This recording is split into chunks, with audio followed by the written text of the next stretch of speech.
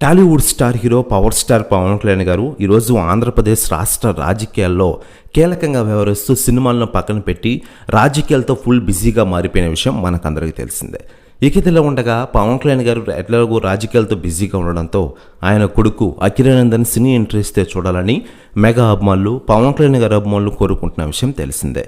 అఖిరానందన్ ఎప్పటి నుంచో cinema entry ఉంటుందని వార్తలు వైరల్ అవుతూనే ఉన్నాయి. గత వైసీపీ ప్రభుత్వ వైఫల్యం తర్వాత గెలిచిన పార్టీగా జనసేన ఆ తర్వాత పవన్ కళ్యాణ్ గారితో అఖిరానందన్ తిరిగిన ఫోటోలు వీడియోలు నెట్టింట్లో తెగ వైరల్గా మారడంతో అఖిరానందన్ సినీ ఎంట్రీ ఖచ్చితంగా ఉంటుందని వార్తలు గుప్పమన్నాయి.